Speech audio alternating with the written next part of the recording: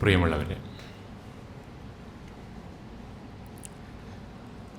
സാമാന്യം കുറ്റബോധത്തോടെയാണ് ഞാനിവിടെ നിൽക്കുന്നത്.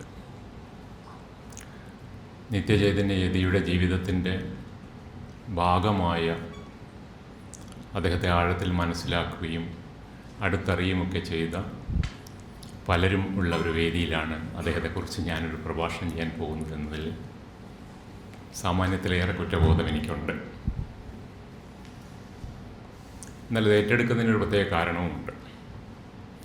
അത് പറയുന്നതിന് മുന്നേ പ്രകാശനം ചെയ്ത പുസ്തകത്തെക്കുറിച്ച് ഷൗക്കത്ത് പറഞ്ഞതുപോലെ യതിയെക്കുറിച്ചൊരു പുസ്തകം നേരത്തെ വരേണ്ടതായിരുന്നു. ഒരർത്ഥത്തിൽ യതി നിർഭാഗ്യവാനായ ഒരു മനുഷ്യനാണ്. കാരണം കേരളത്തിൽ മാത്രമുള്ളൊരു പ്രശ്നത്തിൽ, ഇന്ത്യയിൽ മാത്രമുള്ളൊരു പ്രശ്നമാണ് വലിയ മനുഷ്യരെ അവരുടെ ജീവിതത്തെ അടയാളപ്പെടുത്തുന്നതിൽ നമ്മൾ എപ്പോഴും വേണ്ടത്ര ശുഷ്കാന്തി കാണിക്കാത്തൊരു സമൂഹമാണ്. അദ്ദേഹം മരിച്ചിട്ട് പോലും 25 വർഷമായി. കേരളത്തിൻ്റെ സമഗ്ര മണ്ഡലങ്ങളിലും പൊതുമണ്ഡലങ്ങളിലും വലിയ സ്വാധീന ശക്തിയായി വർത്തിച്ച ഒരു വ്യക്തിയുടെ ജീവിതകഥ എഴുതി പ്രസിദ്ധീകരിക്കാൻ ഈ സമൂഹത്തിന് കഴിഞ്ഞില്ല എന്നുള്ളത് വലിയൊരു തെറ്റായി തന്നെ ഞാൻ കാണുകയാണ്. അതെന്തുകൊണ്ട് എന്നുള്ളത് നമ്മുടെ വിജ്ഞാനദാഹത്തോടുള്ള അല്ലെങ്കിൽ അറിവ് തേടുന്ന മനുഷ്യരോടുള്ള നിലപാടിൻ്റെ കൂടി ഒരടയാളപ്പെടുത്തലായി വേണം മനസ്സിലാക്കാൻ. അതിന് ചെറിയ തോതിലെങ്കിലും ഒരു ശമനം എന്നുള്ള രീതിയിൽ ശ്രീകുമാറിൻ്റെ പുസ്തകം വലിയ ആശ്വാസമാണ് എന്ന് ഞാൻ കരുതുന്നു.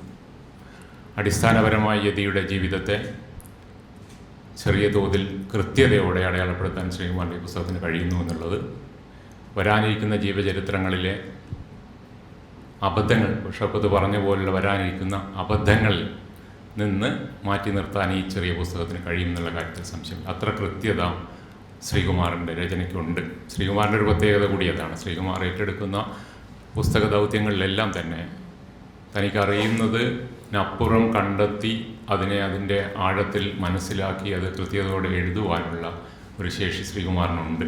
അത് ഈ പുസ്തകത്തിനും അവകാശപ്പെട്ടതാണ്. ഒരുപക്ഷെ നിത്യൻ്റെയൊക്കെ കൂടെ ജീവിച്ചത് കൊണ്ട് അദ്ദേഹത്തിന് നേടിയ ഒരു പ്രത്യേകതയായിരിക്കാം ഇത്. ആ രീതിയിൽ അദ്ദേഹം ചെയ്ത ഈ വലിയ കാര്യത്തിന് ആദ്യമേ തന്നെ ഞാൻ നന്ദി പറയുന്നു. ഈ പുസ്തകം ധാരാളം വായിക്കപ്പെടട്ടെ. മലയാളിയുടെ മനസ്സിൽ യതി എന്ന് പറയുന്ന മനുഷ്യൻ കടന്നുപോയ ജീവിതത്തെ കുറച്ചെങ്കിലും മനസ്സിലാക്കാൻ ഈ കൃതിയിലൂടെ സാധിക്കട്ടെ എന്ന് ആഗ്രഹിക്കുകയും ചെയ്യുക.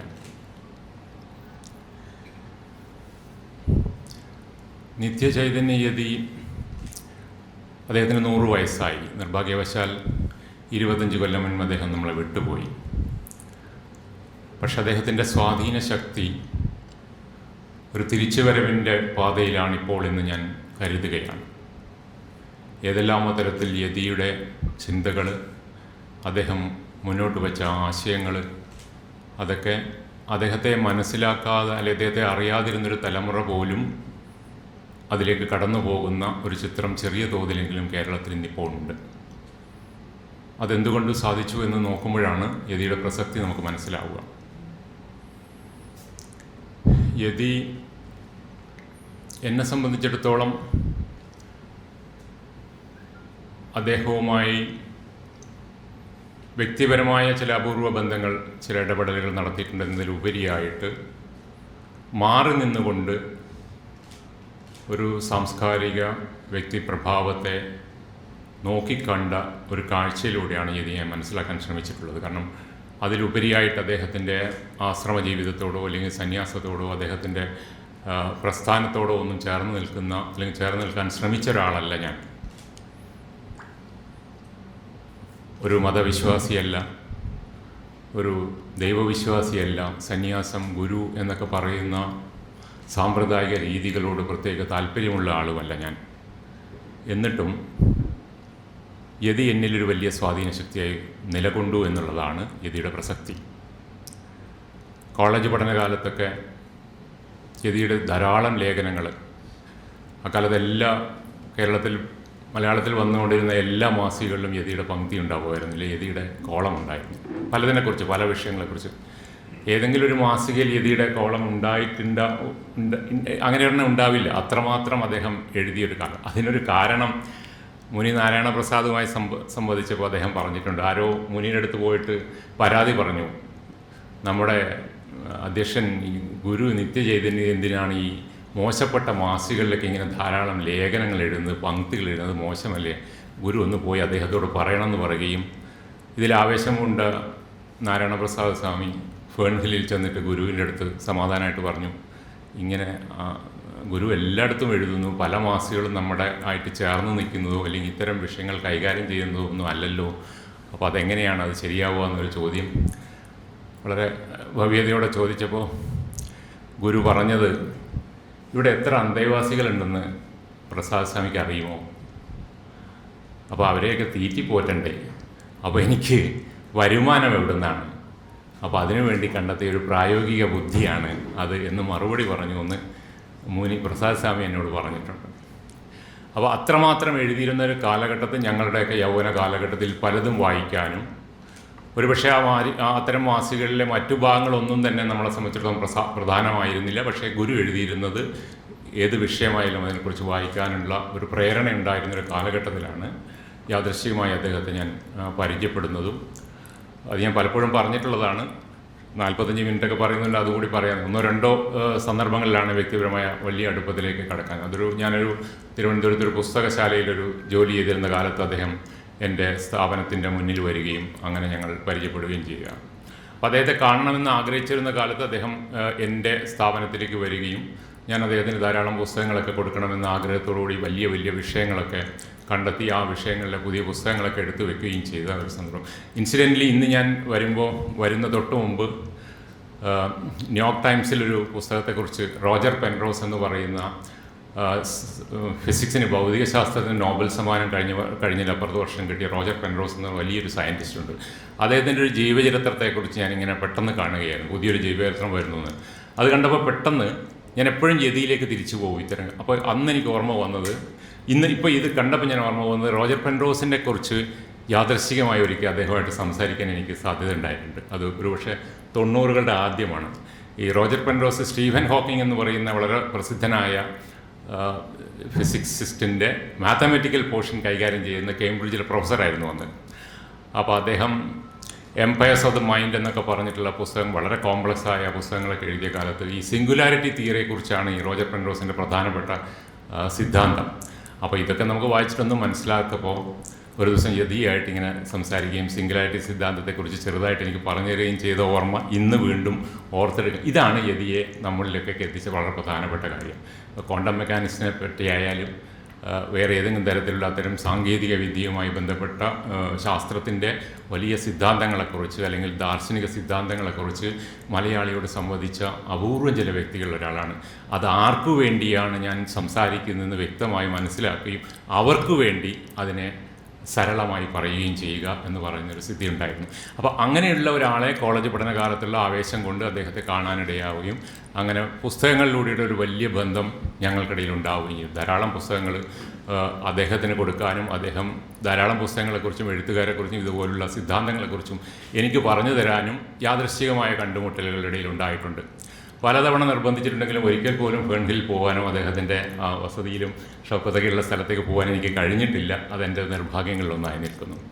പിന്നീട് ഒരിക്കൽ 94 മറ്റും യൂണിവേഴ്സിറ്റി കോളേജിൽ, തിരുവനന്തപുരത്ത് യൂണിവേഴ്സിറ്റി കോളേജിൽ EMSൻ്റെ നേതൃത്വത്തിൽ കേരള പഠന കോൺഗ്രസ് എന്നൊരു വലിയൊരു സമ്മേളനം നടന്നു. ഇന്ത്യയിലെ തന്നെ വലിയ സൈദ്ധാന്തികന്മാരും പണ്ഡിതന്മാരും പ്രൊഫസർമാരും ഒക്കെ പങ്കെടുത്ത് കേരളത്തിൻ്റെ ഒരു തലത്തെ, സൈദ്ധാന്തിക തലത്തെ അന്വേഷിക്കുന്ന വലിയൊരു സെമിനാർ, 5-6 ദിവസം നിൽക്കുന്ന സെമിനാറിൽ, ആ സെമിനാറിൽ വെച്ചിട്ട് ഒരു മണിക്കൂർ അദ്ദേഹവുമായിട്ട് അവിടെ ഇരുന്നൊരു സ്ഥലത്ത് വർത്തമാനം പറഞ്ഞ കഥ, അങ്ങനെ അദ്ദേഹത്തിൻ്റെ ജീവിതത്തെക്കുറിച്ചും അദ്ദേഹം കടന്നുപോയതിനെക്കുറിച്ചൊക്കെ അദ്ദേഹം ഒരുപാട് വർത്തമാനം പറഞ്ഞ ഒരു സന്തോഷം എനിക്കുണ്ട്.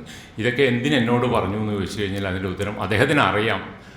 ഞാൻ ഈ പറഞ്ഞ അദ്ദേഹത്തിൻ്റെ വഴികളോടൊന്നും, അദ്ദേഹം ഏറ്റെടുത്ത വഴികളോടൊന്നും പ്രത്യേകിച്ച് താല്പര്യമുള്ള അല്ലെന്ന് അറിയാമായിരുന്നിട്ട് പോലും അദ്ദേഹം അതൊക്കെ പറഞ്ഞു തരാനും അതിനെക്കുറിച്ചൊക്കെ സംവദിക്കാനും സമയം കണ്ടെത്തി എന്നുള്ളതാണ്. ഞങ്ങൾ തമ്മിൽ ഒരുപാട് അന്തരമുണ്ട്. കാരണം അന്ന് ഞാൻ കോളേജ് വിട്ട് കഴിഞ്ഞേ ഉള്ളൂ. അദ്ദേഹമാകട്ടെ വലിയ സന്യാസിയും യോഗിയുമായിട്ട് ഇങ്ങനെ ഗുരുവായി നിൽക്കുന്ന സമയം. ഇതൊക്കെ സാധിച്ചത് അദ്ദേഹത്തിൻ്റെ ആധുനികമായൊരു മനസ്സുകൊണ്ടായിരുന്നു എന്നാണ് ഞാൻ മനസ്സിലാക്കുന്നത്. ആ രീതിയിൽ വേണം യതിയെ ഇനി അങ്ങോട്ടെങ്കിലും വായിച്ചെടുക്കാൻ എന്നുള്ളതാണ്. അടിസ്ഥാനപരമായി അദ്ദേഹം കേരളം കണ്ട ഏറ്റവും വലിയ സത്യാന്വേഷികളിൽ ഒരാളായിരുന്നു എന്നുള്ളതാണ്. സത്യാന്വേഷണം തന്നെയാണ് സ്വാഭാവികമായിട്ടും ഗുരു എന്നൊക്കെ നമ്മൾ പറയുന്ന പരമ്പരാഗത രീതിയുടെ പ്രധാനപ്പെട്ട വഴിയും. ഈ സത്യാന്വേഷണത്തിലേക്ക് കടന്നു വന്നപ്പോൾ അല്ലെങ്കിൽ അതിനിടയിൽ പലതരത്തിലുള്ള വേഷങ്ങൾ നിർബന്ധപൂർവം അല്ലെങ്കിൽ സാഹചര്യത്തിൻ്റെയോ ഒക്കെ നിർബന്ധങ്ങളോട് അദ്ദേഹം അണിഞ്ഞിട്ടുണ്ട്. അതിലൊന്നാണ് സന്യാസവേഷം, അതിലൊന്നാണ് നാരായണ ഗുരുകുലത്തിൻ്റെ അധ്യക്ഷ പദവി എന്നൊക്കെ ഉള്ളത്. കാരണം ഒരു സ്ഥാപനത്തിൻ്റെ ഏതെങ്കിലും തരത്തിലുള്ള ഉത്തരവാദിത്തം ഏറ്റെടുത്തു കഴിഞ്ഞാൽ ഒരു അന്വേഷകൻ്റെ സ്വാതന്ത്ര്യം അല്ലെങ്കിൽ ഒരു വ്യക്തിയുടെ സ്വാതന്ത്ര്യം നിശ്ചയമായും ഇല്ലാതാകുമെന്ന് വ്യക്തമായി അറിയാവുന്ന ഒരാളായിരുന്നു ഗുരു നിത്യചൈതന്യഗിരി. അതുകൊണ്ട് തന്നെയാണ് ഇതുതന്നെ ഒരിക്കൽ മുനി നാരായണ പ്രസാദും പറഞ്ഞിട്ടുണ്ട്, പലപ്പോഴും അത്തരം കാര്യങ്ങളിൽ നിന്ന് മാറി നിൽക്കുകയും പരമാവധി ഉത്തരവാദിത്വം പ്രസാദ് സ്വാമിയിൽ ഏൽപ്പിക്കുകയും ചെയ്തിട്ടുണ്ട് എന്നുള്ളത്. കാരണം അദ്ദേഹത്തിന് അറിയാം ഈ ചട്ടക്കൂടിനകത്ത് നിന്നുകൊണ്ട് ഈ സ്വതന്ത്രാന്വേഷണവും സത്യാന്വേഷണവും ഒന്നും നടക്കില്ല എന്ന് വ്യക്തമായ ധാരണയുണ്ടായിരുന്നു. പക്ഷേ നടരാജഗുരുവിൻ്റെയൊക്കെ ആ കാലഘട്ടത്തിൽ അത് ഏറ്റെടുത്തൊരു ദൗത്യം അതിൻ്റെ പരമാവധി ഉത്തരവാദിത്തോടെ ചെയ്യുക എന്ന് പറയുന്ന ഒരു ധാർമ്മികതയോടു കൂടി അതിൻ്റെ കൂടെ നടന്നു, കൂടെ സഞ്ചരിച്ചു എന്ന് പറയുന്നതായിരിക്കും ശരി. അതുകൊണ്ടാണ് അദ്ദേഹത്തിന് ശിഷ്യരില്ലാതെ പോയത്. അദ്ദേഹത്തിന് ശിഷ്യരുണ്ടെന്ന് ഞാൻ കരുതുന്നില്ല. അദ്ദേഹത്തിന് നേരത്തെ പറഞ്ഞതുപോലെ സുഹൃത്തുക്കൾ മാത്രമേ ഉള്ളൂ. അത് സുഹൃത്താവുന്നതിന് നിബന്ധനകളില്ലായിരുന്നു. കൂടെ ജീവിക്കുകയോ തൻ്റെ ആശയങ്ങളോട് കൂടെ നിൽക്കുകയോ ചെയ്തവരെ അല്ല അദ്ദേഹം സുഹൃത്തുക്കൾ, മാത്രമല്ല അദ്ദേഹം സുഹൃത്തുക്കളാക്കിയത്. അങ്ങനെയായിരുന്നെങ്കിൽ ഞാൻ സുഹൃത്താവില്ലല്ലോ. അപ്പോൾ അങ്ങനൊരു വലിയ സൗഹൃദ ലോകത്തെ സൃഷ്ടിച്ചെടുക്കുകയും ആ സൗഹൃദം എന്ന് പറയുന്നത് മനുഷ്യൻ്റെ മാനവികതയുടെ ഏറ്റവും അടിസ്ഥാനപരമായ ഒന്നാണെന്ന്, ദൈവം എന്താണെന്ന് ചോദിച്ചാൽ ഞാൻ സ്നേഹമാണ് ദൈവം എന്ന് പറയാൻ മടിയില്ലാത്ത ഒരു സന്യാസിയായിരുന്നു അദ്ദേഹം എന്ന് പറയുന്നത്. ഈ വഴിയിൽ വന്ന ആടയാഭരണങ്ങൾ എടുത്ത് അണിഞ്ഞത് മൂലമുണ്ടായ ചില ക്ലേശങ്ങൾ അദ്ദേഹത്തിന് ഉണ്ടായിരുന്നു എന്നത് വളരെ പ്രധാനപ്പെട്ട ഒന്നാണ്. അത് അദ്ദേഹം തന്നെ പലപ്പോഴും ഏറ്റുപറഞ്ഞിട്ടുമുണ്ട്. അതിലേറ്റവും രസകരമായ ഏറ്റുപറച്ചിൽ ഞാനത് അദ്ദേഹത്തിൻ്റെ ഒരു പുസ്തകത്തിൽ നിന്ന് തന്നെ ഞാൻ ഓർത്തെടുക്കുക. ഞാനായി മാറുന്നു എന്ന ഒരു കുറിപ്പാണ് അദ്ദേഹം എഴുതിയിട്ടുള്ളത്. സിഡ്നിയിലെ ഒരു തിയോസഫസിൻ്റെ വീട്ടിൽ അദ്ദേഹം കുറേ കാലം താമസിക്കാനിടയായി. അങ്ങനെ ഒരു ദിവസം ആ വീട്ടിൽ താമസിക്കുമ്പോൾ അദ്ദേഹം പുറത്തൊക്കെ ഒന്ന് പോയി നടന്നൊക്കെ കറങ്ങി തിരിച്ചു വന്നപ്പോഴേക്ക് വീട്ടിൻ്റെ ഇറയത്ത് ആ സിഡ്നിക്കാരിയുടെ മകള്, കൊച്ചുകുട്ടി, ഒരു യുവതി, അവൾ 2 കാലൊക്കെ എടുത്ത് കസേരയിലിരുന്ന് എന്തോ പുസ്തകം വായിക്കുകയാണ്. അദ്ദേഹം ഈ പഠിക്കലെത്തിയപ്പോൾ, വീടിൻ്റെ അടുത്തെത്തിയപ്പോൾ അദ്ദേഹം ഈ കാഴ്ച കാണുകയാണ്. അപ്പോൾ അദ്ദേഹം മനസ്സിൽ വിചാരിച്ചു, എന്നെ കാണുന്നു അവൾ, സ്വാഭാവികമായിട്ടും എന്നെ കണ്ടാൽ അവൾ കാലുകളൊക്കെ എടുത്ത് താഴെ വെച്ച് ബഹുമാന പുരസ്സരം നിൽക്കും എന്നുള്ളതായിരുന്നു അദ്ദേഹത്തിൻ്റെ പ്രതീക്ഷ. കാരണം അദ്ദേഹത്തിൻ്റെ സാമ്പ്രദായികമായ സന്യാസി എന്ന് പറയുന്ന ബോധതലത്തിൽ നിന്നുണ്ടായ ഒരു തലമാണ്. അദ്ദേഹം അവിടെ ഒന്ന് നിന്നു, ഇവൾക്കൊരു സമയം കൊടുക്കാലോ എന്ന് പറഞ്ഞു നിന്നു. അപ്പോൾ അവൾ അവിടെ കാലൊന്നും മാറ്റാതെ ഹായ് നിത്യ എന്ന് വിളിച്ചു എന്നാണ്. അദ്ദേഹം ഞെട്ടിപ്പോയി എന്ന് അദ്ദേഹം എഴുതിയിട്ടുണ്ട്. കാരണം നിത്യ എന്ന് മാത്രമായി എന്നെ വിളിച്ചത് നടരാജഗുരു മാത്രമായിരുന്നു അതുവരെ. ഞാൻ എന്നിലെ സന്യാസി എന്ന് പറയുന്ന ആ സാമ്പ്രദായികമായ ആവരണത്തെ മൊത്തത്തിൽ അഴിച്ചു വെക്കേണ്ടി വന്ന ഒരു സന്ദർഭമായിട്ട് യതി അത് ഓർത്തെടുക്കുകയാണ്. അടിസ്ഥാനപരമായി വ്യക്തി എന്ന നിലയിൽ ഞാനും ആ കാലെടുത്ത് വെച്ച് അവിടെ ഇരിക്കുന്ന യുവതിയും തമ്മിൽ യാതൊരു തരത്തിലുള്ള വ്യത്യാസവും ഇല്ല എന്ന വലിയ തിരിച്ചറിവിലേക്ക് യതിയെ എത്തിച്ച ഒരു സന്ദർഭമായിട്ടാണ് യതി അത് പറയുന്നത്. ഇത് ഏറ്റുപറയാൻ കഴിയുന്ന അത്ര ലാളിത്യവും വിനയവും മനുഷ്യത്വവും ഉണ്ടായിരുന്നു എന്നുള്ളിടത്താണ് യതി ഏറ്റവും വ്യത്യസ്തനാവുന്നത് എന്നുള്ളതാണ്.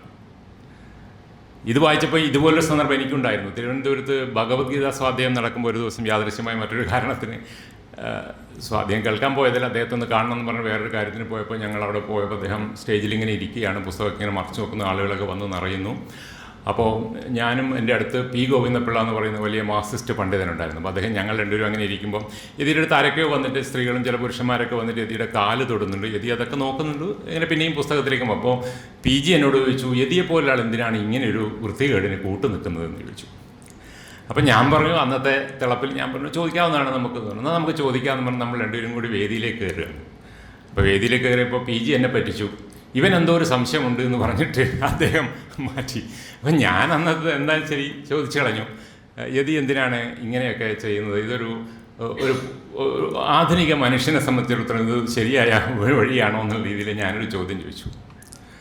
അത് അവർക്കും ഒരു സുഖമാണ്, എനിക്കും ഒരു സുഖമാണ്, അതിൽ കവിഞ്ഞ് അതിലൊന്നുമില്ല എന്ന് പറയാനുള്ള മനസാന്നിധ്യം യതിക്കുണ്ടായിരുന്നു. ഇതുകൊണ്ടാണ് ഞാൻ പറഞ്ഞത്, ആധുനികനായ മനുഷ്യനാവുക എന്ന് പറയുന്നതിന് വേണ്ടി നിരന്തരം പോരാടിയ, അതിന് ഷൗക്കത്ത് പറഞ്ഞ പോലെ അതിന് ശ്രദ്ധ ചെലുത്തിയ, അശ്രദ്ധ കൊണ്ട് പോലും നമുക്ക് എടുത്തു പറയാവുന്ന എന്തെങ്കിലും ഒരു പ്രതിസന്ധി അദ്ദേഹത്തിൻ്റെ ജീവിതത്തിൽ ഉണ്ടായിട്ടുണ്ടോ എന്ന് എനിക്കറിയില്ല. ഒരു പക്ഷേ ഇവരൊക്കെ കൂടി കണ്ടെത്തേണ്ടതോ തീർച്ചയായും ഉണ്ടെങ്കിൽ അത് അടയാളപ്പെടുത്തണം. ശ്രീമാനോട് പറയാൻ അങ്ങനെ ഒരു സന്ദർഭം ഉണ്ടെങ്കിൽ പുതിയ ജീവചരിത്രത്തിൻ്റെ പതിപ്പുകളില്ലെങ്കിലും അതൊക്കെ എഴുതപ്പെടേണ്ടത്. കാരണം യതി തുറന്ന പറച്ചിലിൻ്റെ ആളായിരുന്നു. അതാണ് അദ്ദേഹം ഈ സിഡ്നിയിലെ കഥ പറഞ്ഞതും ഞാൻ ചോദിച്ചപ്പോൾ ഉത്തരം പറയുന്നു. ഈ വ്യക്തത അദ്ദേഹത്തിനുണ്ടായിരുന്നു എന്നുള്ളതാണ്.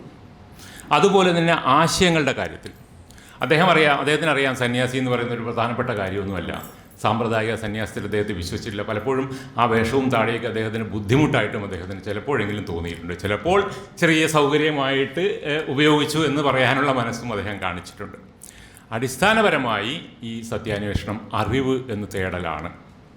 മനുഷ്യൻ ആരാണ് എന്ന അന്വേഷണം അദ്ദേഹത്തെ സംബന്ധിച്ചിടത്തോളം പ്രധാനമായിരുന്നു. പ്രപഞ്ചത്തിലെ ലക്ഷോപലക്ഷം നക്ഷത്രങ്ങളിലൊന്നു മാത്രമായ സൂര്യൻ, ആ സൂര്യൻ്റെ പല ഗോളങ്ങളിലൊന്നായ ഭൂമി, ആ ഭൂമിയിലെ ലക്ഷോപലക്ഷം ജീവജാലങ്ങളിൽ ഒന്ന് മാത്രമായ മനുഷ്യൻ, അതിലെ 100 കോടി വരുന്ന മനുഷ്യരിൽ ഒരാൾ മാത്രമാണ് ഞാനെന്ന് തിരിച്ചറിഞ്ഞുകൊണ്ട് ജീവിച്ചു എന്നുള്ളതാണ് യതിയുടെ ഏറ്റവും വലിയ പ്രത്യേകത. അതേസമയം ഈ മനുഷ്യൻ മറ്റ് ലക്ഷോപലക്ഷം ജീവികളെക്കാൾ വ്യത്യസ്തനാവുന്നതാണ് എന്തുകൊണ്ട് എന്ന അന്വേഷണത്തിന് തയ്യാറാവുകയും ചെയ്തു. അത് അറിവ് എന്ന് പറയുന്ന ഒരു പ്രത്യേക സിദ്ധി മനുഷ്യന് മാത്രം ഉണ്ട് എന്നുള്ളതാണ്. സ്വന്തമായ ജീവിതത്തിന് മാത്രം പ്രാപ്യമായ അറിവുകളാൽ അല്ലെങ്കിൽ ജീവിതം നിലനിർത്താനുള്ള അറിവുകളാൽ മാത്രം മറ്റു ജീവികൾ സൃഷ്ടിക്കപ്പെട്ടപ്പോൾ അല്ലെങ്കിൽ ആ രീതിയിൽ പരിഗണിക്കപ്പെട്ടപ്പോൾ മനുഷ്യൻ അതിനപ്പുറത്തേക്ക് തൻ്റെ ജീവിതത്തെയും തൻ്റെ കാലത്തെയും തൻ്റെ ലോകത്തെയും മാറ്റിമറിക്കാനും അതിന് തുടർച്ചയുണ്ടാക്കാനും അതിന് സൗകര്യങ്ങളുണ്ടാക്കാനും എല്ലാമുള്ള അറിവ് നേടാനുള്ള മസ്തിഷ്കം അവനുണ്ട് എന്ന് തിരിച്ചറിയുകയും ആ അറിവിൻ്റെ കൂടെ യാത്ര ചെയ്യേണ്ടതാണ് ഒരു മനുഷ്യൻ്റെ ഏറ്റവും പ്രധാനപ്പെട്ട കടമ എന്ന് അദ്ദേഹം വെച്ചു. ഈ അറിവിൻ്റെ കൂടെ യാത്ര ചെയ്യേണ്ടത് എന്തിനാണെന്ന് ചോദിച്ചു കഴിഞ്ഞാൽ ഈ അറിവിലൂടെയാണ് മുന്നോട്ട് പോയിട്ടുള്ളത്. നമ്മൾ വ്യക്തികളെന്ന രീതിയിൽ ജീവിച്ച കാലഘട്ടത്തിൽ നമുക്ക് അനുഭവിക്കാൻ വന്ന സാധ്യതകളെല്ലാം അല്ലെങ്കിൽ എല്ലാ സൗകര്യങ്ങളും ഉണ്ടായത് നമുക്ക് മുന്നേയുള്ള തലമുറയിലെ വ്യക്തികൾ, മനുഷ്യർ അറിവിൻ്റെ പുറകെ പോയി അറിവിനെ പുതുക്കി പണിതത് കൊണ്ടാണ് എന്ന വ്യക്തമായ ധാരണ നിത്യജൈവനിധിക്കുണ്ടായിരുന്നു. അവിടെ അദ്ദേഹത്തിൻ്റെ സന്യാസമോ നാരായണ ഗുരുവിൻ്റെ ആശ്രമമോ ഒന്നും തന്നെ പ്രതിസന്ധിയായി നിൽക്കാതെ നോക്കാനുള്ള കഴിവുമുണ്ടായിരുന്നു. ഈ അന്വേഷണത്തിലെ തൻ്റെ ഏറ്റവും പ്രധാനിയായ ഗുരുവാണ് നാരായണ ഗുരു എന്ന് അദ്ദേഹം തിരിച്ചറിയുകയും ചെയ്തിട്ടുണ്ട്. നാരായണ ഗുരുവിൻ്റെ ദർശനത്തെയും കൃതികളെയും വിലയിരുത്തുമ്പോഴും ഇത്തരം അറിവുകളൊക്കെ ചേർത്തുകൊണ്ട് ആ ദർശനത്തെ മനസ്സിലാക്കാനാണ് അദ്ദേഹം ശ്രമിച്ചിട്ടുള്ളത്. അതിനെ മാത്രമല്ല, ഉപനിഷത്തുകളെക്കുറിച്ചൊക്കെ പറയുമ്പോൾ അദ്ദേഹത്തിൻ്റെ ഏറ്റവും അടിസ്ഥാനപരമായ ദർശനം എന്ന് പറയുന്നത് ഉപനിഷത്തുക്കൾ എന്ന് പറയുന്നത് ഇന്ത്യയുടെ പ്രാകൃതമായ ഒരു കാലഘട്ടത്തിൻ്റെ അറിവന്വേഷണത്തിൻ്റെ ഏറ്റവും പ്രധാനപ്പെട്ട ഒരു സ്രോതസ്സായി മനസ്സിലാക്കണം എന്നുള്ളതാണ്. അതിന് കഴിഞ്ഞത് എന്തുകൊണ്ട് എന്ന ചിന്ത അദ്ദേഹം മുന്നോട്ട് വെച്ചിട്ടുണ്ട്. ശങ്കരനെക്കുറിച്ച് പറയുമ്പോൾ അദ്ദേഹം എപ്പോഴും പറയുന്നുണ്ട്, ശങ്കരൻ അടിസ്ഥാനപരമായി ഭാരതം കണ്ട ഏറ്റവും വലിയ ദാർശനികനായിരുന്നു. ആ ദാർശനികത എന്തുകൊണ്ടാണ് അദ്ദേഹത്തിന് ആ ദാർശനികമായി നിലകൊള്ളാൻ കഴിഞ്ഞത് എന്ന് പറയുമ്പോൾ അദ്ദേഹം പറയുന്നൊരു പ്രധാനപ്പെട്ട കാര്യം, 2 കാര്യങ്ങളെയാണ് ശങ്കരൻ അന്വേഷിച്ചിരുന്നത്. ഒന്ന് പരമാർത്ഥത്തെ, പരമമായ സത്യത്തെ, അതായത് ട്രൂത്ത്. അതേസമയം യാഥാർത്ഥ്യത്തെ, റിയാലിറ്റി. ഇത് രണ്ടും അന്വേഷിച്ച് കണ്ടെത്താൻ പോയ ആദ്യത്തെ സൈദ്ധാന്തികനായിരുന്നു, ദാർശനികനായിരുന്നു ശങ്കരൻ. ആ ശങ്കരൻ ഈ പരമാർത്ഥത്തെയും യാഥാർത്ഥ്യത്തെയും മനസ്സിലാക്കിയ ശങ്കരൻ ഒരു കാരണവശാലും ദൈവവിശ്വാസിയോ മതവിശ്വാസിയോ ഒന്നുമല്ല എന്ന് തുറന്നു പറയാനും ശങ്കരനെക്കുറിച്ചുള്ള ലേഖനത്തിൽ യതി ശ്രമിക്കുന്നുണ്ട്. ഈ പരമാർത്ഥവും യാഥാർത്ഥ്യവും തമ്മിലുള്ള അന്വേഷണം, ആ അന്വേഷണ തുടർച്ചയിലെ ഒരാൾ എന്നുള്ള രീതിയിലാണ് യതി സ്വയം അടയാളപ്പെടുത്താൻ ശ്രമിച്ചത്. ഇതിനിടയിലുണ്ടാവുന്ന വൈരുദ്ധ്യങ്ങൾ, യതിയുടെ ഏറ്റവും പ്രിയപ്പെട്ട ഒരു അവസ്ഥ എന്ന് പറയുന്നത്, പ്രിയപ്പെട്ട ഒരു പ്രക്രിയ അല്ലെങ്കിൽ പ്രവേളിക എന്ന് പറയുന്നത് വൈരുദ്ധ്യങ്ങളോടുള്ള ഇഷ്ടമാണ്. വൈരുദ്ധ്യങ്ങൾ അതിൻ്റെ ആഴത്തിൽ കണ്ടെത്താനും ഉൾക്കൊള്ളാനും അതിനെക്കുറിച്ച് മനസ്സിലാക്കാനും അത് മറ്റുള്ളവർക്ക് വേണ്ടി തന്നാലാവുവിധം പറഞ്ഞു കൊടുക്കാനും സാധിച്ചു എന്നുള്ളതാണ് യതി ചെയ്ത ഏറ്റവും പ്രധാനപ്പെട്ട കാര്യം. അത് ഏത് വിഷയത്തിലായാലും.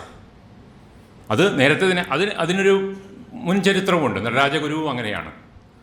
നാരായണ ഗുരുവുമായിട്ട് നടരാജ ഗുരു എവിടെയോ യാത്ര ചെയ്യുമ്പോൾ ഒരു പാറയുടെ കഥ പറഞ്ഞെടുത്തുകൊണ്ട് അത് മനസ്സിൽ കണ്ടതുകൊണ്ടാണ് നടരാജ ഗുരു ജിയോളജി പഠിക്കാൻ പോയത് എന്നുള്ളതാണ്. ജിയോളജി പഠിച്ചപ്പോഴാണ് ഭൂമിയുടെ ഘടനയെക്കുറിച്ച് മനസ്സിലാക്കിയപ്പോഴാണ് നടരാജ ഗുരുവിന് ഭൂമിയിൽ ജീവൻ എങ്ങനെയുണ്ടായി എന്ന് മനസ്സിലാക്കണമെന്ന് തോന്നിയത്. അങ്ങനെയാണ് അദ്ദേഹം ബയോളജി പഠിച്ചത്. അപ്പോൾ ഇങ്ങനെ ശാസ്ത്രവും പ്രകൃതിയും തമ്മിലുള്ള ബന്ധത്തെ, അതിനിടയിലുള്ള വൈരുദ്ധ്യങ്ങളെ മനസ്സിലാക്കുക എന്നുള്ളതാണ്. ഈ വൈരുദ്ധ്യങ്ങൾക്കിടയിൽ വരുന്ന പ്രതിസന്ധികൾ അദ്ദേഹം ഒരിടത്ത് പറയുന്നുണ്ട്. ഊർജ്ജതാണ്ഡവത്തിൻ്റെ മറ്റും ഒരു ലേഖനത്തിൽ ഗാരി സുക്കാവിൻ്റെ വളരെ പ്രസിദ്ധമായൊരു സയൻറ്റിഫിക് പുസ്തകത്തെ എക്സ്പ്ലെയിൻ ചെയ്യുന്ന സ്ഥലത്ത് അദ്ദേഹം പറയുന്നത്, ശാസ്ത്രജ്ഞൻ എന്താണ് കണ്ടെത്തുന്നത്, യഥാർത്ഥത്തിൽ എന്താണ് കണ്ടെത്തുന്നത്, ശാസ്ത്രജ്ഞൻ എന്ത് കണ്ടെത്തി എന്നാണ് സാമാന്യ ജനം മനസ്സിലാക്കുന്നത്. ഈ രണ്ട് കാര്യങ്ങളുണ്ട്. ഈ രണ്ട് കാര്യങ്ങൾക്കിടയിൽ ഒരു മറയുണ്ട്, ഒരു ഇരുണ്ട മറയുണ്ട്. ഒരു സന്യാസി എന്താണ് അന്വേഷിക്കുന്നത്, ആ സന്യാസി എന്തന്വേഷിക്കുന്നു എന്നാണ് സാമാന്യജനം അല്ലെങ്കിൽ അദ്ദേഹത്തിൻ്റെ ഭക്തർ മനസ്സിലാക്കുന്നത്. ഒരു ബുദ്ധിജീവി എന്താണ് അന്വേഷിക്കുന്നത്, എന്താണ് വിലയിരുത്തുന്നത്, അദ്ദേഹം എന്താണ് വിലയിരുത്തുന്നത് എന്നാണ് അദ്ദേഹത്തിൻ്റെ ശിഷ്യഗണങ്ങൾ മനസ്സിലാക്കുന്നത്. ഇതിനിടയിലുള്ളൊരു അന്തരം, അവിടെ ഉണ്ടാകുന്ന ഒരു ഇരുണ്ട മറ. ഈ മറയെ തന്നാലാവും വിധം ഒഴിവാക്കിക്കൊണ്ട് അവിടത്തേക്ക് വെളിച്ചം കൊണ്ടുവരിക എന്നുള്ള വലിയ പ്രധാനപ്പെട്ട ഒരു കാര്യമാണ്. ഒരു ഗുരു എന്ന് പറയാൻ എനിക്ക് ബുദ്ധിമുട്ടാണ്, പക്ഷേ ഒരു പണ്ഡിതൻ എന്നുള്ള രീതിയിൽ, അറിവ് തേടുന്ന ഒരു സത്യാന്വേഷി, ഒരു ജ്ഞാനാന്വേഷി എന്നുള്ള രീതിയിൽ ഇത് ചെയ്തുകൊണ്ടിരുന്നത് നിരന്തരം. അത് കേരളീയ സമൂഹത്തിലേക്ക് അദ്ദേഹം നോക്കിയപ്പോൾ ഇവിടെ എന്തെല്ലാം കാര്യങ്ങളിലാണ് അത്തരം വിടവുകളുള്ളത്, ആ വിഷയങ്ങളെല്ലാം പഠിക്കുകയും, ഇന്ന വിഷയം എന്നില്ല. എന്നെ ഏറ്റവും അത്ഭുതപ്പെടുത്തി യതി അന്വേഷിച്ച് വരുന്ന പുസ്തകങ്ങളാണ്. ഒരുപക്ഷെ നമ്മളൊക്കെ അത്തരത്തിലുള്ളൊരു ചിന്തയിലേക്ക് കടന്നു പോയതും കൂടി അതിൻ്റെ കാരണമാണ്. അദ്ദേഹം ആദ്യം എന്നോട് ചോദിച്ച പുസ്തകം, അക്കാലത്ത് ജനറ്റിക് എഞ്ചിനീയറിംഗ് വളർന്നു വന്ന സമയമായിരുന്നു, വളർന്നു വരുന്ന സമയം. ബെഞ്ചമിൻ ലൂയിസ് എന്ന് പറയുന്ന ഒരു വലിയ സുവോളജിസ്റ്റിൻ്റെ ജീൻ എന്ന് പറയുന്ന വളരെ പ്രധാനപ്പെട്ട ഒരു അക്കാഡമിക് ബുക്കാണ്. 2,000-3,000 രൂപ അന്ന് വില വരും, 90കളിൽ. അത് കോളേജ് ലൈബ്രറികളിൽ മാത്രം വാങ്ങുന്ന, ലൈബ്രറികൾ പോലും വാങ്ങാൻ പഠിക്കുന്ന പുസ്തകം അന്വേഷിച്ചാണ് ഇത് വരുന്നത്. കാരണം അന്ന് ജനറ്റിക് എഞ്ചിനീയറിംഗ് വളരെ സജീവമായിട്ട് ലോകശാസ്ത്രത്തിൻ്റെ മുന്നിലേക്ക് വരികയാണ്. കേരളത്തിലെ ശാസ്ത്ര അധ്യാപകർ പോലും അതിനെക്കുറിച്ച് മനസ്സിലാക്കിയിട്ടുണ്ടാവില്ല. പക്ഷേ അത് താൻ മനസ്സിലാക്കേണ്ടതുണ്ട്, കാരണം അത് കേരളീയ സമൂഹത്തിന് മുന്നിൽ തനിക്ക് അതിനെക്കുറിച്ച് പറയേണ്ടതുണ്ട് എന്ന്. ഇപ്പം ഞാൻ എപ്പോഴും ആലോചിക്കും, ആർട്ടിഫിഷ്യൽ ഇൻ്റലിജൻസും റോബോട്ടും ഒക്കെ വരുമ്പോൾ യതി ഉണ്ടായിരുന്നെങ്കിൽ എന്ന്. അടിസ്ഥാനപരമായി എന്താണ് ആർട്ടിഫിഷ്യൽ ഇൻ്റലിജൻസ് അല്ലെങ്കിൽ എന്താണ് റോബോട്ടിക് സയൻസ് മാനവരാശിയുടെ മുന്നിൽ വെക്കുന്ന പ്രതിസന്ധി, അതെന്താണ്, അതിൻ്റെ ശാസ്ത്രീയത എന്ന് പറഞ്ഞു തരുവാൻ യതി ഉണ്ടായിരുന്നെങ്കിൽ എന്ന് ആലോചിച്ചു പോകുന്നത് അദ്ദേഹത്തിൻ്റെ മുൻകാല ചരിത്രത്തെക്കുറിച്ചുള്ള, അദ്ദേഹത്തിൻ്റെ മുൻകാല ജ്ഞാനാന്വേഷണത്തെക്കുറിച്ചുള്ള ബോധം നമ്മളിൽ നിലനിൽക്കുന്നതുകൊണ്ടാണ്. ഇതാണ് യതിയുടെ ഏറ്റവും വലിയ സവിശേഷതയായിട്ട് നമ്മൾ മനസ്സിലാക്കേണ്ട ഒരു കാര്യം. ഇതിനകത്ത് അറിവിനെക്കുറിച്ചുള്ള അദ്ദേഹത്തിൻ്റെ ഒരു കോൺസെപ്റ്റിൽ അദ്ദേഹം എപ്പോഴും പറഞ്ഞിരുന്നത്, അറിവ് എപ്പോഴും സ്വതന്ത്രമായിരിക്കണം, അറിവ് സ്വതന്ത്രമായേ പറ്റൂ എന്നുള്ള നിശ്ചയം അദ്ദേഹത്തിനുണ്ടായിരുന്നു. വളരെ രസകരമായ, അപ്പോഴൊക്കെ ഞാനൊക്കെ അത്ഭുതപ്പെട്ടിട്ടുണ്ട്, എന്തിനാണ് സിമൻ ദി ബോവേർ കഥ പറയുന്നു എന്ന് പറയുന്നൊരു പുസ്തകം അദ്ദേഹം എഴുതിയിട്ടുണ്ട്. സാർത്രൻ്റെ ജീവിത പങ്കാളിയായിരുന്ന വലിയ ഫിലോസഫറും നോവലിസ്റ്റുമായ സിമൻ ദി ബോവറിൻ്റെ ജീവിത പുസ്തകത്തിന് അദ്ദേഹം story of memoirs of a dutiful daughter എന്ന് പറയുന്ന പുസ്തകം ഇംഗ്ലീഷിൽ വന്നത് സജീവമായിട്ട് കേരളത്തിലേക്ക് വായനക്കാരുടെ ഇടയിൽ നിൽക്കുമ്പോൾ അതിൻ്റെ ഒരു സംഗ്രഹീത പതിപ്പ് അദ്ദേഹം സിമൻ ദി ബോവർ അവരുടെ കഥ പറയുന്നൊരു പുസ്തകം. എന്തിനാണ് യതി അങ്ങനെ ചെയ്തത് എന്നൊന്ന് എനിക്ക് ഭയങ്കരമായിട്ട് സംശയം ഉണ്ടായിരുന്നു. പക്ഷേ യതിയുടെ പുസ്തകങ്ങളിലൂടെ പിന്നീട് കടന്നു പോകുമ്പോൾ അദ്ദേഹത്തിൻ്റെ അറിവ് സ്വതന്ത്രമായിരിക്കണം എന്ന് പറയുന്നൊരു ആശയമുണ്ട്. അത് മാത്രമല്ല, നെരൂദിയുടെ ഓർമ്മക്കുറിപ്പുകൾ, നെരൂദിയുടെ മെമ്മേഴ്സ് എന്ന് പറയുന്ന പുസ്തകം അടിസ്ഥാനപരമായി 90കളിലൊക്കെ കേരളത്തിൽ വലിയ സജീവമായി ചർച്ച ചെയ്യുക. 10,000 രൂപ വില വരുന്ന വലിയ പുസ്തകമാണത്. അത് കിട്ടാനും പ്രയാസം, ആളുകൾക്ക് അത്രയും പണമൊക്കെ ഒഴിവാക്കാൻ പറ്റും. അപ്പോഴാണ് നെരൂദിയുടെ ഓർമ്മക്കുറിപ്പുകൾ വന്ന് യതി അതിനെ സംഗ്രഹിച്ചൊരു പുസ്തകം എഴുതുന്നത്. ഈ പാറ്റൻറ്റ് കോപ്പിറൈറ്റ് ആക്ട് അനുസരിച്ച് തെറ്റാണത്. പക്ഷേ അതിനൊരു വയലേഷൻ വളരെ കൗശലത്തോടുകൂടി യതി ചെയ്യുകയായിരുന്നു. ആ പുസ്തകം അതായിട്ട് പ്രസിദ്ധീകരിക്കുമ്പോൾ മാത്രമാണ് അവിടെ ഒരു പ്രതിസന്ധി വരുന്നത്. പകരം അദ്ദേഹം അതിനെ അദ്ദേഹത്തിൻ്റെ രീതിയിൽ ചുരുക്കി എഴുതിയിട്ട് മലയാളിക്ക് കൊടുക്കുകയാണ്. അപ്പോൾ അറിവ് സ്വതന്ത്രമായിരിക്കണം എന്ന് പറയുന്ന ആ സാങ്കേതികമായ ആ സങ്കല്പത്തെ തൻ്റെ കാലത്തിൻ്റെ നിയമാനുസൃതത്തിനനുസരിച്ച് മാറ്റി എഴുതുകയാണ് അദ്ദേഹം ചെയ്തത്. അതിനുപോലും അദ്ദേഹം ശ്രദ്ധിച്ചിട്ടുണ്ട്. എത്രയെത്ര പുസ്തകങ്ങൾ, ഞാൻ നേരത്തെ പറഞ്ഞ ഗാരി സുക്കാവിൻ്റെ പുസ്തകങ്ങളെക്കുറിച്ച് വായിച്ച ഊർജ്ജതാണ്ഡവം മുഴുവൻ ആ ഗാരി സുക്കാവിൻ്റെയും അതുപോലത്തെ 2-3 പ്രധാനപ്പെട്ട പുസ്തകങ്ങളുടെയും സംഗ്രഹമാണ്. എന്താണ് ആ പുസ്തകം പറയാൻ ഉദ്ദേശിച്ചത് ഒരുപക്ഷെ മറ്റേ മൗലിക രചയിതാവ് അദ്ദേഹത്തിൻ്റെ ഭാഷയിൽ പറഞ്ഞതിനേക്കാൾ ഭംഗിയായും സരളമായും യതി പറഞ്ഞു തന്നു എന്നുള്ളതാണ്. ഇതൊരു ചെറിയ കാര്യമല്ല. യതി പലപ്പോഴും പലയിടത്തും പറയുന്നുണ്ട്, നീ ആരാണ് എന്ന ഒരു ചോദ്യത്തെ ഇത് പലപ്പോഴും ചോദിക്കുന്നുണ്ട്. ഇവിടെയുള്ളതെല്ലാം. ആരാണ് നീ എന്ന് ചോദിച്ചതിൻ്റെ ഉത്തരം ഇവിടെയുള്ളതെല്ലാം. ആരാണ് ദൈവം? ഇവിടെയുള്ളതെല്ലാം. ഇതാണ് യതിയുടെ ഉത്തരം. ഒരു സമഗ്രതയിൽ സത്യത്തിൽ അടിസ്ഥാനപരമായ അദ്വൈതം പറയുന്നത് അതുതന്നെയാണ്. എല്ലാ അർത്ഥത്തിലും ഇവിടെയുള്ളതെല്ലാം, ഈ പ്രപഞ്ചത്തിലുള്ളതെല്ലാം ചേർന്നതാണ് ഞാൻ, ഈ പ്രപഞ്ചത്തിലുള്ളതെല്ലാം ചേർന്നതിനെയാണ് ദൈവം എന്ന് വിളിക്കേണ്ടത് എന്ന് പറയുന്ന അദ്വൈതത്തിൻ്റെ അടിസ്ഥാന ദർശനത്തെ യതി ആ ചോദ്യോത്തരത്തിലൂടെ പറഞ്ഞു തരികയാണ്. അതുപോലെ തന്നെ അദ്ദേഹം പലപ്പോഴും പറയുന്നുണ്ട്, നമ്മൾ ശങ്കരൻ്റെ മായയെക്കുറിച്ചൊക്കെ പറയുമ്പോൾ എന്താണ് മായ എന്നൊക്കെ അന്വേഷണം, വലിയ വലിയ അന്വേഷണം നടക്കുമ്പോൾ യതി അതിനെ വളരെ സരളമായിട്ട് പലപ്പോഴും പറയാൻ ശ്രമിച്ചിട്ടുണ്ട്. ശങ്കരനെക്കുറിച്ചൊക്കെ പറയുമ്പോൾ ഇല്ലാത്തതിനെ ഉണ്ടെന്ന് തോന്നിപ്പിക്കുന്നതാണ് മായ. അപ്പോൾ എന്താണോ ഉള്ളത് അതെന്താണെന്ന് പറഞ്ഞു കൊടുക്കുക എന്നുള്ളതാണ് സത്യാന്വേഷിയുടെ ധർമ്മം. അതാണ് താൻ ഏറ്റെടുത്ത ദൗത്യമെന്ന് യതി അദ്ദേഹത്തിൻ്റെ പുസ്തകങ്ങളിലൂടെയൊക്കെ നമുക്ക് കടന്നു പോകുമ്പോൾ അദ്ദേഹത്തിൻ്റെ എല്ലാ പുസ്തകങ്ങളൊന്നും ഞാൻ വായിച്ചിട്ടില്ല, കാരണം വളരെ വിപുലമായ ഒരു എഴുത്ത് ലോകം അദ്ദേഹത്തിനുണ്ട്. അത് മുഴുവൻ വായിക്കുക എന്ന് പറയുന്നത് തൽക്കാലം ഇന്നത്തെ നമ്മുടെ ഭൗതിക അന്വേഷണങ്ങളുടെ പരിധിക്കകത്ത് മുഴുവൻ പറ്റില്ല. പക്ഷേ അതിൻ്റെ എല്ലാം പല ലേഖനങ്ങളിലൂടെയും പല പുസ്തകങ്ങളിലെയും കടന്നു പോകുമ്പോൾ അദ്ദേഹത്തിൻ്റെ മനസ്സ് ചിന്തിച്ചത് ഇങ്ങനെയാണ് എന്ന് നമുക്ക് വ്യക്തമായിട്ട് തിരിച്ചറിയാൻ കഴിയും. ഈ അറിവ് ജനകീയമാവുകയും വ്യക്തിഗതമായി എല്ലാവരിലും ഉണ്ടാവുമ്പോൾ മാത്രമാണ് മാനവികത നിലവിൽ വരിക, അല്ലെങ്കിൽ അത് അടിയുറച്ച് ഒരു സമൂഹത്തിൻ്റെ ഒരു സ്പന്ദനമായി, സമൂഹത്തിൻ്റെ ഒരു സ്വഭാവമായി മാറുക. നാരായണ ഗുരുകുലത്തിൻ്റെ ഉദ്ദേശം എന്താണ് എന്ന് യതി ഒരിടത്ത് പറയുന്നുണ്ട്. രണ്ട് കാര്യങ്ങളാണ്. ഒന്ന്, വ്യക്തി എന്ന നിലയിലുള്ള ആത്മസാക്ഷാത്കാരത്തിന് വഴിയൊരുക്കുക. മറ്റൊന്ന്, ലോക പൗരനാണ് എന്ന തോന്നലുണ്ടാക്കുക. ഈ രണ്ടാണ് നാരായണ ഗുരുത്തിൻ്റെ അടിസ്ഥാനപരമായ ലക്ഷ്യമെന്നാണ് പറയുന്നത്. ആത്മസാക്ഷാത്കാരം ഓരോ വ്യക്തിയുടെയും അവകാശമാണ്. ആ വ്യക്തിക്ക് ആത്മസാക്ഷാത്കാരം വേണമെങ്കിൽ അറിവ് വേണം. ആ അറിവ് ജനകീയമാക്കുക എന്ന് പറയുന്നത് അടിസ്ഥാനപരമായി അവരേറ്റെടുത്തൊരു ലക്ഷ്യമാണ്. അതാണ് യതി ചെയ്തത്. ഒരു വലിയ അളവിൽ നടരാജഗുരുവും ചെയ്തത്. അതിന് യതിക്ക് കഴിഞ്ഞു. യതി പക്ഷേ അവിടെ ഈ ഗുരു എന്നതോ അല്ലെങ്കിൽ നാരായണ ഗുരുകുലം എന്നോ പറയുന്ന വ്യവസ്ഥാപിതമായ അതിർവരമ്പുകളെ പരമാവധി മാറ്റിക്കൊണ്ട്, ആ ഇരുണ്ട മറയെ മാറ്റി നിർത്തിക്കൊണ്ട് അത് ജനങ്ങൾക്ക് മൊത്തത്തിൽ എന്നുള്ള രീതിയിൽ അതിനെ ഉൾക്കൊള്ളാൻ കഴിഞ്ഞു എന്നുള്ളതാണ്. അത് മറ്റാർക്കും കഴിയാത്ത ഒരു കാര്യമാണ്. അപ്പോഴാണ് നമ്മൾ സമകാലികാവസ്ഥയിൽ യതി ഏത് രീതിയിൽ പ്രസക്തനാവുന്നു എന്ന് പറയുന്നത്.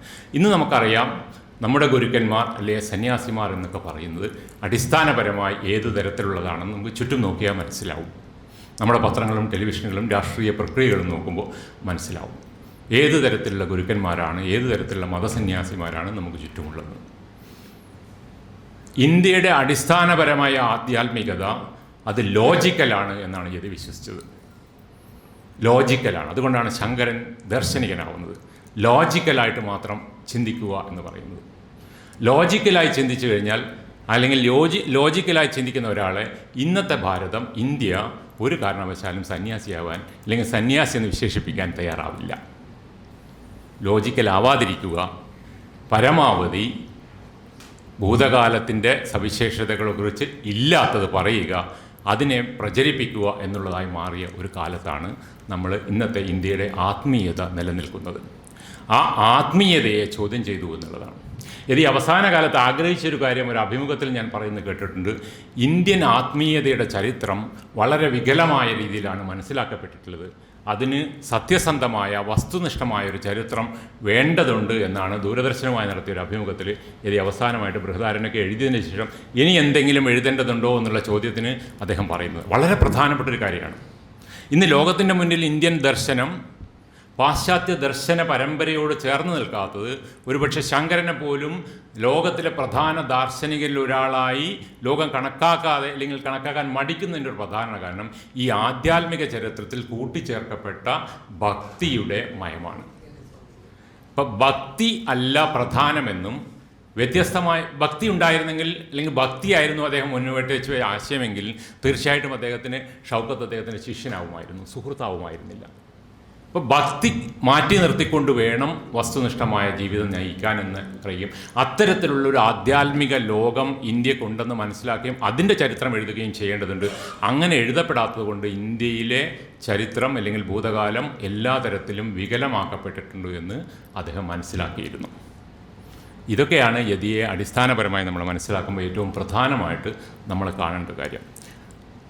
അതുപോലെ തന്നെ സാമ്പ്രദായികമായൊരു സമൂഹം സൃഷ്ടിച്ച കാര്യങ്ങളെ അടിസ്ഥാനമായി മതം, ജാതി, ഇതൊക്കെ എങ്ങനെയാണ് ഒരു സമൂഹത്തിലേക്ക് കടന്നു വന്നത്, അത് ഏത് തരത്തിലാണ് അത് മുന്നോട്ട് പോയത്, പിന്നീട് അത് ഏത് തരത്തിലാണ് വികലമാക്കപ്പെട്ടത്, അതിൻ്റെ സ്വാധീനം എന്താണ് എന്നൊക്കെ മനസ്സിലാക്കുകയും അദ്ദേഹം ചെയ്തു. അതുകൊണ്ട് തന്നെ ജാതി മതത്തെ ഒന്നും അദ്ദേഹം ഒരു തരത്തിലും അംഗീകരിച്ചിരുന്നില്ല. എല്ലാ മതങ്ങളെയും അദ്ദേഹം തള്ളിപ്പറഞ്ഞിട്ടുണ്ട്. മതങ്ങളെയല്ല തള്ളിപ്പറഞ്ഞത്, മതങ്ങളുടെ അവസാനം അദ്ദേഹത്തിൻ്റെ കാലഘട്ടത്തിൽ എത്തിയ സമയത്ത് മതങ്ങളിലുണ്ടാവുന്ന ആവിഷ്കാരങ്ങളെ അദ്ദേഹത്തിന് തള്ളിപ്പറഞ്ഞിട്ടുണ്ട്. ഒരു കാലഘട്ടത്തിൽ അതിനൊക്കെ ആവശ്യമുണ്ടായിരുന്നെങ്കിലും ചരിത്രപരമായ മതങ്ങളുടെ ആവശ്യകത അംഗീകരിക്കുമ്പോഴും മതത്തെ നോക്കിക്കാണുന്ന കാഴ്ചപ്പാടിൽ അടിസ്ഥാനപരമായ ആധുനിക മനുഷ്യന് മാറ്റം വരുത്തേണ്ടതുണ്ട് എന്ന് അദ്ദേഹം കൃത്യമായി പറഞ്ഞു വച്ചിട്ടുണ്ട്. ഇത് ചെറിയൊരു കാര്യമല്ല. അതിനെക്കുറിച്ച് പറയുമ്പോൾ വളരെ രസകരമായൊരു അദ്ദേഹത്തിൻ്റെ തന്നെ ഒരു ഫലിതമുള്ള ഒരു കഥയുണ്ട്. അതുകൂടി വായിച്ച് ഞാൻ അവസാനിപ്പിക്കാം. എൻ്റെ ഹിന്ദുത്വം എന്ന പേരിലൊരു കുറിപ്പുണ്ട്. വളരെ രസകരമാണത്. ഞാൻ 4ാം ക്ലാസ്സിൽ പഠിക്കുമ്പോൾ അധ്യാപകൻ പതിവ് പോലെ കണക്കോ ഭാഷയോ പഠിപ്പിക്കുന്നതിന് പകരം ഒരു പ്രത്യേക നിർദ്ദേശം തന്നു. ആദ്യമായി മുസ്ലിങ്ങളെല്ലാം എഴുന്നേറ്റ് നിൽക്കാൻ പറഞ്ഞു. ആരാണ് മുസ്ലിങ്ങൾ എന്നെനിക്കറിയാൻ പാടില്ലായിരുന്നു. എൻ്റെ സ്നേഹിതൻ സുലൈമാൻ എണീറ്റു. അവൻ എൻ്റെ പ്രാണസ്നേഹിതനാണ്. അവനെ കൂടാതെ ഞാനും ഒന്നും ചെയ്യുകയില്ല. അതുകൊണ്ട് ഞാനും എണീറ്റു നിന്നു. എന്നാൽ അധ്യാപകൻ വളരെ ദേഷ്യത്തോടെ എന്നോട് ഇരിക്കുവാൻ പറഞ്ഞു.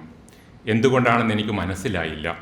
എൻ്റെ പ്രിയപ്പെട്ട ചങ്ങാതിയിൽ നിന്നും എന്നെ പിരിച്ചു നിർത്തുന്ന എന്തോ ഒന്നാണ് ഇസ്ലാം എന്നെനിക്ക് മനസ്സിലായി. അപ്പോൾ തന്നെ ആ തരംതിരിവിനെ ഞാൻ വെറുക്കുകയും ചെയ്തു. പിന്നീട് അധ്യാപകൻ ക്രിസ്ത്യാനികൾ എണീറ്റ് നിൽക്കാൻ പറഞ്ഞു. അത് കേട്ട മാത്രയിൽ പീറ്റർ എണീറ്റ് നിന്നു. സുലൈമാനോ എനിക്ക് നഷ്ടപ്പെട്ടു. പീറ്ററിനെ കൂടി വിട്ടുകളയാൻ ഞാൻ ആഗ്രഹിച്ചില്ല. അതുകൊണ്ട് ഞാൻ വീണ്ടും എണീറ്റു. പിന്നെയും അധ്യാപകൻ ക്രൂദ്ധനായി എന്നോട് ഇരിക്കുവാൻ പറഞ്ഞു. അധ്യാപകൻ്റെ ഈ പുതിയ കളി എനിക്ക് മനസ്സിലായതേയില്ല. ഇനി എന്തായാലും എണീക്കുകയില്ല എന്ന് ഞാൻ തീരുമാനിച്ചു. ഹിന്ദുക്കൾ എണീക്കാൻ അധ്യാപകൻ പറഞ്ഞു. എണീക്കരുതെന്ന് നേരത്തെ വിചാരിച്ചതാണ്. കൂടാതെ അപ്പോഴാണ് ആശാരി പരമേശ്വരൻ എണീക്കുന്നത്. അവൻ ചീത്തയാണ്, തല്ലുകൊള്ളിയാണ്. അവൻ്റെ കൂട്ട് പാടില്ലെന്ന് അധ്യാപകൻ തന്നെയാണ് എന്നോട് പറഞ്ഞിട്ടുള്ളത്. ഞാൻ ഇരുന്നിടത്ത് തന്നെ കൂടുതൽ നിസ്സംഗനായി ഇരുന്നു. അതുകണ്ട് രോഷാകുലനായ അധ്യാപകൻ, എണീക്കടാ കഴുതേ, നീ ഹിന്ദുവാണ് എന്ന് പറഞ്ഞു. ഞങ്ങളുടെ നാട്ടിൻപുറത്ത് കഴുതയില്ലായിരുന്നു. എന്നാലും അതൊരു ബുദ്ധിയില്ലാത്ത മൃഗമാണെന്ന് ഞാൻ മനസ്സിലാക്കിയിരുന്നു. എന്നാലും അതൊരു ഹിന്ദുവാണെന്ന് ഞാൻ അറിഞ്ഞിരുന്നില്ല. കഴുതയുടെ പര്യായമായിരിക്കും ഹിന്ദു എന്ന് ഞാൻ ധരിച്ചു. ഒരുപക്ഷെ നിത്യനൈതിനെ ജീവിച്ചിരുന്നാൽ ഇന്ന് അങ്ങനെ ഒരു കുറിപ്പെഴുതാൻ പറ്റുമെന്ന് സംശയിക്കുന്നൊരു കാലഘട്ടത്തിലാണ് നമ്മൾ ജീവിക്കുന്നത്. ഇത്ര വ്യക്തമായി മനുഷ്യൻ ആരാണ് എന്ന് പറഞ്ഞു തരിക. അതുപോലെ തന്നെ വിദ്യാഭ്യാസം എവിടെയാണ് തെറ്റുപറ്റുന്നത് എന്നുകൂടി ആ കുറിപ്പിലൂടെ യതി പറയാൻ ശ്രമിക്കുന്നുണ്ട്. ഇത് എപ്പോഴും പറയാൻ ശ്രമിച്ചൊരു കാര്യമാണ്. എനിക്കിപ്പോഴും ഓർമ്മയുണ്ട്. അദ്ദേഹം ആദ്യമായിട്ട് എനിക്ക് കൊണ്ടുതന്ന പുസ്തകം വിദ്യാഭ്യാസവുമായി ബന്ധപ്പെട്ടൊരു ചെറിയ ലഘുലേഖയാണ്. പേര് ഞാൻ മറന്നുപോയി. അപ്പോൾ വിദ്യാഭ്യാസം എന്ന് പറയുന്നത് സമൂഹത്തിൽ എത്രമാത്രം പ്രാധാന്യമുള്ളതാണെന്ന് ഈ കുറിപ്പിലൂടെ അദ്ദേഹം, ഒരു അധ്യാപകനാണ് ഇത് പറയുന്നത് എന്നുള്ളതാണ്. അപ്പോൾ കാലത്തിന് അനുസരിച്ച് മാറാതെ നമ്മൾ സമൂഹത്തെ വികലമാക്കിക്കൊണ്ടിരിക്കുന്നത് എത്ര ഭീകരമായ ഒരു അവസ്ഥയിലേക്കാണ് പോകുന്നത്. രാഷ്ട്രീയവും മതവും കൂടിച്ചേരുന്നതിനെക്കുറിച്ച് ഇത് ഭയങ്കരമായിട്ട് എഴുതിയിട്ടുണ്ട്. അവസാന കാലത്ത് അദ്ദേഹത്തെ ഏറ്റവും അലട്ടിയൊരു പ്രശ്നം വർഗീയതയായിരുന്നു. 90കളുടെ അവസാനത്തിൽ കേരളത്തിലും ഇന്ത്യയിലും വന്ന വർഗീയ രാഷ്ട്രീയത്തെ ചെറുക്കേണ്ടതുണ്ടെന്നും ഒരു സമഗ്രമായ രീതിയിൽ സമുദായ സൗഹാർദ്ദത്തിലൂടെ മാത്രമേ നീങ്ങാനൊക്കൂ എന്നും അദ്ദേഹം പല ലേഖനങ്ങളിലും എഴുതിയിട്ടുണ്ട്. പലയിടത്തും പ്രഭാഷണം ചെയ്തിട്ടുണ്ട്. ഈ കേരള പഠന കോൺഗ്രസ്സിൽ അദ്ദേഹം അവതരിപ്പിച്ചൊരു പ്രബന്ധം പോലും അതുമായി ബന്ധപ്പെട്ടതായിരുന്നു. അപ്പോൾ സമുദായങ്ങൾ തമ്മിലുള്ള, മതങ്ങൾ തമ്മിലുള്ള ഐക്യം, മനുഷ്യർ തമ്മിലുള്ള സൗഹാർദ്ദത്തെ ഊട്ടി വളർത്താതെ ഇന്ത്യക്ക് മുന്നോട്ട് പോകാൻ കഴിയുകയില്ല എന്ന് നേരത്തെ തന്നെ അദ്ദേഹം ചില അപൂർവം ചില അബദ്ധങ്ങളും അദ്ദേഹത്തിന് പറ്റിയിട്ടുണ്ട്. ഒരു പക്ഷേ RSSനെ കുറിച്ച് അദ്ദേഹം എഴുതിയൊരു ലേഖനം വളരെ അക്കാലത്ത് വലിയ വിവാദമായതാണ്. അതിൽ അദ്ദേഹം RSSൻ്റെ അടിസ്ഥാന ഉദ്ദേശത്തെ അംഗീകരിച്ചുകൊണ്ട് എഴുതുകയും പിന്നീട് അത് എത്രമാത്രം ഇന്ത്യക്ക് വലിയ വിഘാതമായി വളർന്നു എന്ന് വിവരിച്ചു പോകുന്നുണ്ട്. അപ്പം ഇത്തരത്തിലുള്ള സാമൂഹ്യ പ്രശ്നങ്ങളോട് ഒരു തരത്തിലും മാറി നിൽക്കാതെ തൻ്റെ ജീവിതത്തിൻ്റെ മുന്നിൽ നടക്കുന്ന എല്ലാ സാമൂഹ്യ പ്രശ്നങ്ങളോടും പ്രക്രിയകളോടും സക്രിയമായി ഇടപെടുകയും ശാസ്ത്രീയവും ജ്ഞാനപരവുമായ അന്വേഷണങ്ങളോട് ഏറ്റവും ആഴത്തിൽ സഞ്ചരിക്കുകയും ചെയ്ത ഒരാൾ എന്നുള്ള രീതിയിലാണ് യതിയെ നമ്മൾ ഇന്ന് മനസ്സിലാക്കുക. അങ്ങനെയുള്ള ആളുകൾ ഇല്ലാതെ പോകുന്ന ഒരു കാലത്ത് ജീവിച്ചിരിക്കുമ്പോഴാണ് 25 കൊല്ലം മുമ്പ് മരിച്ചുപോയ ആ മനുഷ്യൻ എത്രമാത്രം പ്രസക്തനാണെന്ന് നമുക്കറിയുക. എപ്പോഴും ഷൗക്കത്തൊക്കെ എഴുതിയിട്ടുള്ളതാണ് കാൾ സാഗനുമായിട്ടുള്ള അദ്ദേഹത്തിൻ്റെ, എനിക്കും വളരെ വളരെ കൃത്യമായിട്ടും അറിയുന്നതാണ്. സാഗൻ്റെ പുസ്തകങ്ങളുള്ള അദ്ദേഹത്തിൻ്റെ അഭിനിവേശം. ആരാണ് സാഗൻ എന്ന് മനസ്സിലാവുമ്പോൾ യതിയും സാഗൻ തമ്മിലുള്ള ബന്ധം മനസ്സിലാവും. കാൾ സാഗൻ അടിസ്ഥാനപരമായ പ്രപഞ്ചശാസ്ത്രജ്ഞനായിരുന്നു. പക്ഷേ അതിലുപരിയായി അദ്ദേഹം ശാസ്ത്രീയമായ ജീവിതം നയിക്കാൻ ലോകത്തോട് ആവശ്യപ്പെട്ട ഒരാളായിരുന്നു. എപ്പോഴും ശാസ്ത്രീയമായ കാര്യങ്ങളെ സാധാരണ മനുഷ്യർക്ക് വേണ്ടി വിശകലനം ചെയ്ത് എഴുതിയ ഒരാളായിരുന്നു. യതി മരിക്കുന്ന കാലത്ത് എനിക്ക് ഓർമ്മ വന്നത് ഈ സാഗൻ്റെ ഒരു കാര്യമാണ്. സാഗൻ ഒരിക്കൽ ടൈറ്റാനിക് കപ്പൽ മുങ്ങിയ വളരെ പ്രസിദ്ധമായ ആ ടൈറ്റാനിക് കപ്പലിൻ്റെ ഒരു മ്യൂസിയമുണ്ട് ന്യൂയോർക്കിൽ. ആ മ്യൂസിയം കാണാൻ സാഗൻ ഒരു ദിവസം പോയി. ആ മ്യൂസിയം കണ്ടുകൊണ്ടിരിക്കുമ്പോൾ അദ്ദേഹം അവിടെ ചില പോസ്റ്റ് കാർഡുകൾ വിൽക്കാൻ വെച്ചിട്ടുണ്ട്. പോസ്റ്റ് കാർഡ് ടൈറ്റാനിക്കിൻ്റെ ചിത്രമാണ് ആ പോസ്റ്റ് കാർഡിൻ്റെ ഒരു സൈഡിലുള്ളത്, മറുഭാഗത്ത് ചില കാര്യങ്ങളും. അപ്പോൾ അതിലൊരു പോസ്റ്റ് കാർഡ് കാൾ സാഗൻ വളരെ ആവേശത്തോടെ കാണുകയും അത് വായിക്കുകയും ചെയ്തു. അതിൽ എഡ്വേർഡ് എന്ന് പറയുന്ന ഒരാൾ, ഈ ടൈറ്റാനിക്കിൽ യാത്ര ചെയ്ത ഒരാൾ ഈ പോസ്റ്റ് കാർഡ് എല്ലാവർക്കും കൊടുത്തിരുന്നു. യാത്രക്കാർക്കെല്ലാം ഓരോ പോസ്റ്റ് കാർഡ് കൊടുത്തിരുന്നു. ആ കാർഡിൻ്റെ ഒരു സൈഡിൽ ജീവിതത്തെക്കുറിച്ചുള്ള ഒരു നിരീക്ഷണം എഴുതിയിട്ട് ഈ എഡ്വേർഡ് അദ്ദേഹത്തിൻ്റെ സുഹൃത്തിന് പോസ്റ്റ് ചെയ്തു ആ പുറപ്പെടുന്ന സ്ഥലത്ത് നിന്ന്. അതിലെഴുതിയത് life is smooth, kicking off, going strong എന്നാണ് എഴുതിയത്. ഈ കാർഡ് വാങ്ങിച്ചിട്ട് ആണ് കാൾ സാഗൻ മടങ്ങുന്നത്. ഈ കാർഡിൻ്റെ കഥയെന്ന് പറഞ്ഞു കഴിഞ്ഞാൽ, ഈ കാർഡ് പോസ്റ്റ് ചെയ്തിട്ട് കാർഡ് മേൽവിലാസക്കാരന് കിട്ടുന്നതിന് മുന്നേ ടൈറ്റാനിക് മുങ്ങുകയും എല്ലാവരും മരിച്ചു പോവുകയും ചെയ്തു. അപ്പോൾ അതിൽ സാഗൻ കണ്ടെത്തുന്നത് വെച്ചാൽ ഗോയിങ് സ്ട്രോങ് എന്ന് പറയുന്ന മനുഷ്യ ജീവിതത്തിൻ്റെ ആ ചെറിയ ആ നിസ്സാരതയെക്കുറിച്ചാണ്. കാരണം ഇതെഴുതി പോസ്റ്റ് ചെയ്ത് മേൽവിലാസക്കാരന് കിട്ടുന്നതിന് മുമ്പേ ഇത് എഴുതിയാൾ മരിച്ചുപോയി എന്നുള്ള വാർത്ത പത്രത്തിലൂടെ അറിയുന്ന ഒരു ജീവിതത്തിൻ്റെ ആ ഒരു ഇതുണ്ടല്ലോ, അത് കാൾ സാഗൻ അദ്ദേഹത്തിൻ്റെ വീട്ടിലിങ്ങനെ ഷേവിങ് കണ്ണാടിക്ക് മുന്നിൽ ഇങ്ങനെ അത് എപ്പോഴും വയ്ക്കും. കാരണം ജീവിതം ഇത്രയേ ഉള്ളൂ എന്നുള്ളത് ആ വലിയ ശാസ്ത്രജ്ഞന് ഓർമ്മിക്കാൻ വേണ്ടി എല്ലാ ദിവസവും ഷേവ് ചെയ്യുമ്പോൾ ഇതിങ്ങനെ കാണുമെന്നുള്ളതാണ്. അപ്പോൾ അതിങ്ങനെ അങ്ങനെ തന്നെ അയാളുടെ ജീവിതത്തിലും പറ്റി. അദ്ദേഹം ഷേവ് ചെയ്തുകൊണ്ടിരിക്കുമ്പോൾ ഒരു ദിവസം അദ്ദേഹത്തിൻ്റെ മുഖത്ത് എവിടെയോ ഒരു കറുത്ത ഒരു നിറം മാറ്റം കാണുകയും അദ്ദേഹത്തിൻ്റെ ഭാര്യ ആനി ഡ്രൂയിൻ അത് കാണിച്ചു കൊടുക്കുകയും അദ്ദേഹം സാരമില്ല എന്ന് പറയും, അല്ല നിർബന്ധമായിട്ടും ഡോക്ടറെ കാണിക്കുമെന്ന് പറയും. അദ്ദേഹം ഒന്ന് ജപ്പാനിലേക്ക് മറ്റും പോകാനിരിക്കുകയാണ്. പോകുന്ന വഴിയിൽ ഡോക്ടറെ അടുത്ത് പോയി ഇത് കാണിച്ച് ബ്ലഡ് ടെസ്റ്റ് കൊടുത്തിട്ട് അദ്ദേഹം ജപ്പാനിലേക്ക് പോയി. ജപ്പാനിൽ അദ്ദേഹം വിമാനം ഇറങ്ങുമ്പോൾ ജപ്പാനിലെ വലിയൊരു മെഡിക്കൽ ഫ്രട്ടേണിറ്റി കാൾ സാഗനെ കാത്തിരിക്കുകയായിരുന്നു. കാരണം അത് ബ്ലഡ് ക്യാൻസർ ആണെന്ന് റിപ്പോർട്ട്. ഫ്ലൈറ്റ് എത്തുന്നതിന് മുന്നേ ജപ്പാനിലെത്തുകയും സാഗനെ രക്ഷിക്കാൻ നോക്കുകയും. അപ്പോൾ ഈ സാഗൻ അതിൻ്റെ കാരണം കൊണ്ട് തന്നെ അദ്ദേഹം ക്യാൻസർ വന്ന് മരിക്കുകയും ചെയ്തു. ഈ മരണക്കിടക്കയിലിരുന്നാണ് ഈ ലേഖനമാണ് അദ്ദേഹം എഴുതി ഈ ടൈറ്റാനിക്കിൻ്റെ കഥ കണ്ടത്.